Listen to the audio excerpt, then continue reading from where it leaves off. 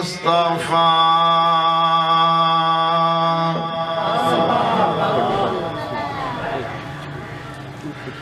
خصوصا على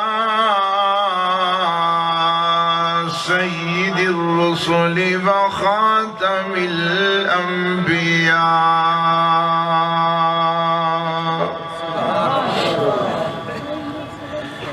اللهم صل على محمد وعلى آله بدر الدجى